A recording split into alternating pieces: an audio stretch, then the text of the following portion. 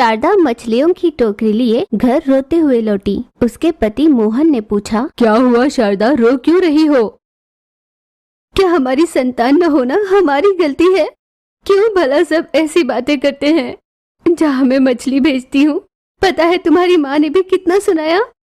Market में हुई आधे घंटे पहले की घटना। शारदा मच्छी बेच रही थी।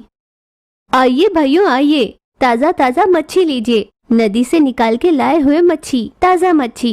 यूं आवाज लगाकर शारदा जब मच्छी बेच रही थी, तब शारदा की सास ने कहा, आइए भाइयों आइए, इस बांझ के पास मछलियाँ खरीदिए। यूं हंसकर उसे चिढ़ाते हुए कह रही थी। उसकी बात सुन शारदा गुस्से में बोली, ये क्या सासू माँ, आप ऐसे क्यों कह रही है?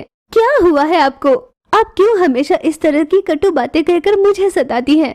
किसी शुभ कार्य में भी जाती हूँ, वहाँ भी मुझे खरी खोटी सुनाती है। हर जगह बस यही। इसीलिए मैं आज कहीं नहीं जाती हूँ। पर इस पर आप सबको ये बता रहे हो कि मैं घमंडी हूँ। मैंने आपका क्या बिगाड़ा है जो आप मेरे साथ ऐसा कर रही हो? सास भड़क कर बोली, तुम्हारी सबसे बड़ी गलती ये है कि तुमने मेरे बेटे से शादी कर ली। हमारे मर्जी के खिलाफ प्यार कर शादी कर ली ना तुमने। तुम्हारी वजह से अच्छे अच्छे रिश्ते छूट गए, इसीलिए ऐसा कर रही हूँ। यूं कहकर बाहर निकलकर, भला होगा अगर इस बांझ के पास आप मच्छी ना लो, कहीं तुमको भी पनौती ना लग जाए। यूं सरेआम चिल्लाकर वो सबसे कहने लगी। इसी वजह से शारदा दुखी होकर टोकरी लिए घर वापस लौटी थी और यही बात उसने अपने पति से कही। वो भी बहुत दुखी हुआ। जो हुआ सो हुआ, उसे भूल जाओ। मैं भी नहीं जानता माँ ऐसा क्यों कर रही है। आज के बाद तुम्हें मच्छी बेचने जाने की जरूरत नहीं, मैं संभाल लूंगा।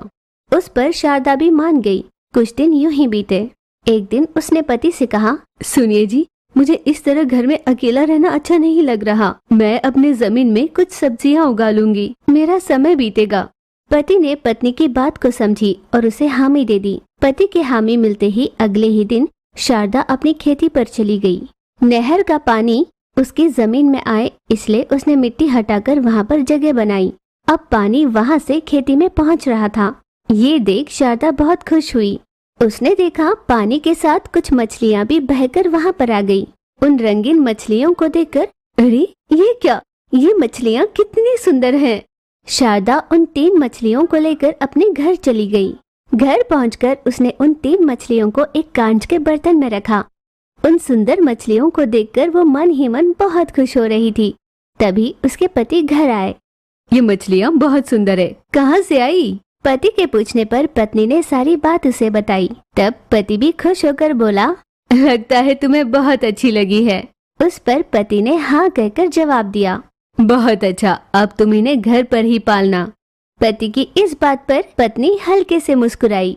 वो रात बीत जाती है। अगली सुबह पति मछली पकड़ने निकला और शारदा अपनी खेती पर चली गई। वहाँ जब वो अपना काम कर रही थी, किसी के रोने की आवाज सुनाई दी। हे भगवान, ऐसा क्यों किया आपने? मैंने क्या गलती की थी? यूं रोए जा रही थी। उसकी आवाज सुनकर शारदा बोली, कौन है जो रो रहा है? यूं सोचती हुई आवाज की ओर बढ़ने लगी। उसके सामने नहर में उसे एक अजीब सी मछली दिखाई दी। उसे देखकर वो चौंकती हुई बोली, तुम भला कैसे बात कर पा रही हो? तब मछली ने कहा, मैं एक जादुई मछली हूँ। कल से मेरे 3 बच्चे खो गए हैं। वो यहीं पर खेल रहे थे, पर ना जाने क्या हुआ। कल से उन तीनों का कोई पता नहीं। मैंने अपनी जादुई शक्ति से जानने की कोशिश की, पर नहीं पता चला। तुम्हारे तीनों बच्चों को कुछ नहीं हुआ, वे मेरे पास हैं। वे तीनों दिखने में इतने सुंदर थे कि मैं उन्हें घर ले गई। मैं अभी उन तीनों को ले आती हूँ। मादा मछली बहुत खुश हुई। जल्दी से लेकर आना। शारदा तुरंत वहाँ से निकली और घर जाकर 3 मछलियों को वापस लेकर खेती पर आई और नहर में उन 3 मछलियों को छोड़ दिया।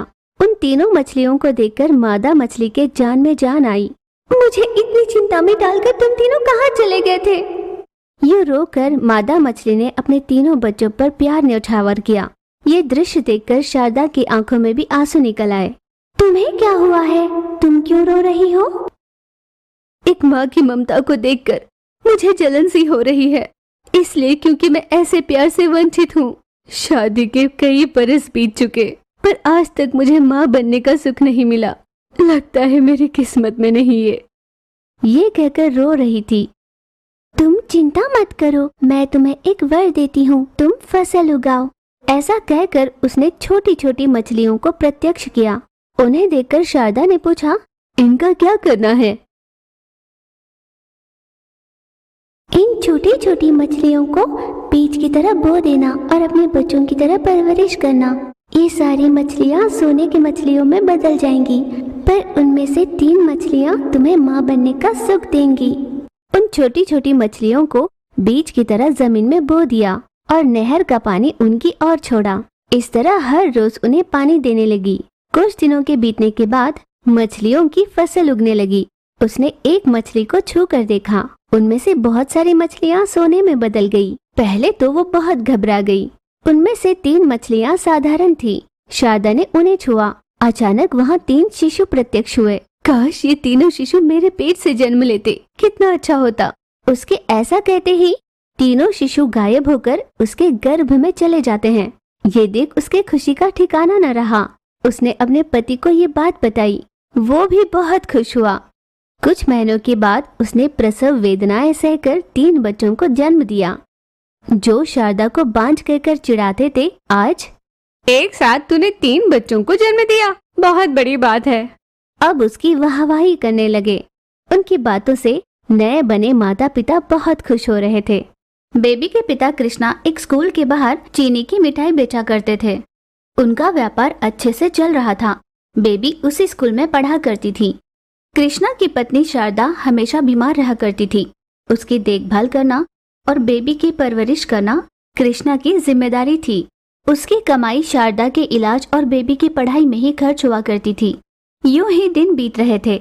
अचानक एक दिन दिल का दौरा पड़ने से कृष्णा की मौत हो जाती है। उस घर का इकलौता सहारा भी छूट जाने पर वो परिवार तितर बितर हो गया था और कोई चारा न होने के कारण बेबी ने पढ़ाई छोड़कर अपने स्कूल के बाहर खुद ही चीनी की मिठाई बेचते हुए अपनी माँ की देखभाल करने की सोच ली। अगले ही दिन बेबी अपने पिता का चीनी मिठाई वाला ठेला लिए स्कूल के बाहर खड़ी हो गई। तो पिता के ना होते हुए भी ये लड़की रुकूंगी नहीं कहते हुए आगे बढ़ रही है। यही सही अवसर है, मैं भी यहाँ अपना एक ठेला लगा दूंगा। अगले ही दिन उस आदमी ने बेबी के ठीक सामने अपना ठेला लगाया। बेबी ये देखकर बहुत दुखी हुई। अंकल, आप ठीक मेरे सामने ये ठेला लगाकर मेरे पेट पर लात क्यों मार रहे हो? तुम ऐसा क्यों सोच रही हो? जिसका व्यापार उसका।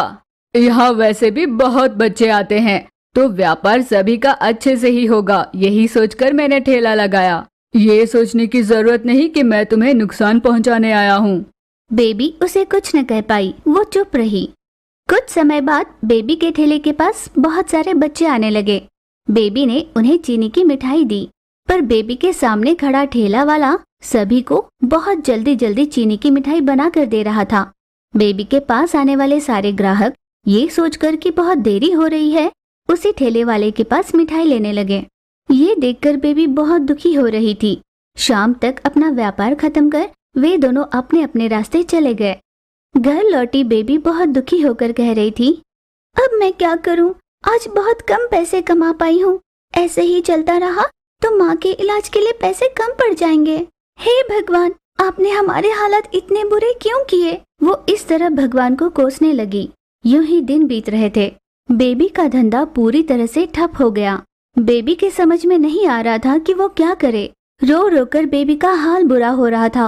वो मंदिर गई और भगवान से कहने लगी, भगवान, ये कैसा न्याय है? आपने मेरे पिता को छीन लिया। माँ हमेशा बीमार रहती है, पेट पालने के लिए काम कर रही थी, तो उसमें भी इतनी अड़चने आ गई। अब हम कैसे जिएंगे भगवान? क्या आपको हमें यूं सताना अच्छा लगता है भगवान? अच्छा होगा आप हमारी जान ही ले लो भगवान। यूं फूट फूट कर वो रो रही थी। तभी वहां से गुजर रही एक औरत ने उसे देखा। बेटा, तुम क्यों रो रही हो? बेबी ने उसे सारी बात बताई। बेबी की बात सुनकर उस औरत ने कहा, बेटा, दुष्ट लोग भले ही शुरुआत में सफल हो जाए, पर भगवान उन्हें सही समय पर सबक सिखाते ही हैं। किस समय क्या करना है भगवान अच्छे से जानते हैं। तुम अपने मन में किसी तरह की शंका मत रखो, सब भला होगा। दूसरों का बुरा चाहने वालों का खुद बुरा होता है, ये सृष्टि का नियम है बेटा। इस तरह उस औरत ने सांत्वना देने की कोशिश की, पर बेबी फिर भी रो रही थी। बेटा, ये माला मैं तुम्हारे गले में डाल रही हूँ, इसके बाद तुम्हारा सब भला होगा। ऐसा कहकर उस औरत ने बेबी के गले में माला पहना दी। बेबी ने उसे स्वीकारा और कुछ देर उससे बात कर वहां से घर चली गई। वो औरत एक तांत्रिक थी। वो बहुत ही नेक स्वभाव वाली थी।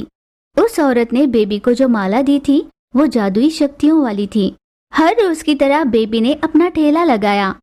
आश्चर्यजनक उसकी चीनी मिठाइयाँ रंग बिरंगी वाहन और खिलौनों के रूप में बाहर आ रही थी। कार, रेलगाड़ी, साइकिल, ट्रक, ऐसे वाहनों के आकार वाली चीनी मिठाई देखकर सारे बच्चे आकर्षित हुए। अरे वाह, ये तो बहुत बढ़िया है, मुझे कार वाली मिठाई चाहिए।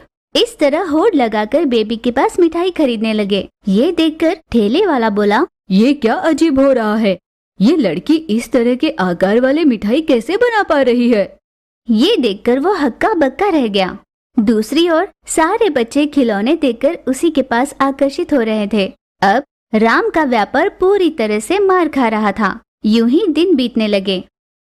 बेबी के पास बनने वाली तरह तरह के आकार वाली मिठाई देखकर सभी उसी के पास भीड़ जमाने लगे। पिछले 2 दिनों में मैंने बहुत सारे पैसे कमाए। लगता है भगवान ने ही उस औरत के रूप में आकर मेरी मदद की है। ऐसा कहते हुए खुशी के आंसू पहुंचने लगी। यूं ही दिन बीत रहे थे। बेबी ने अब बहुत सारे पैसे कमा लिए थे। उसने अपने माँ का एक बड़े से अस्पताल में अच्छा इलाज करवाया। डॉक्टरों की निगरानी में माँ का अच्छे से इलाज हो रहा था। अपनी माँ की देखभाल करने के साथ साथ बेबी चीनी मिठाई का व्यापार भी अच्छे से चलाने लगी। इस बार रामैया का व्यापार पूरी तरह से ठप हो चुका था। अब यहाँ रहने का कोई फायदा नहीं। रामैया ने जगह बदलकर मंदिर के पास अपना ठेला लगाया। वहाँ पर उसका व्यापार अच्छे से ही चल रहा था। कुछ दिन यूं ही गुजरे। बेबी के माँ की सेहत में अब सुधार आया था। तब बेबी ने बीती सारी बात अपनी माँ को सुनाई। बेटा, आगे से व्यापार मैं संभालूंगी, तुम अब स्कूल जाया करना। अब तुम वो माला मुझे दे दो। बेबी ने हामी भरी और अपनी माला निकालकर माँ को दे दी। माँ ने माला पहनकर अपना व्यापार शुरू किया। जादुई माला पहनकर अब माँ भी रंगीन वाहनों वाले आकार की मिठाई बनाने लगी। अपने बेटी बेबी को स्कूल में दाखिल किया। अब बेबी के जीवन से दुखों का साया हट चुका था।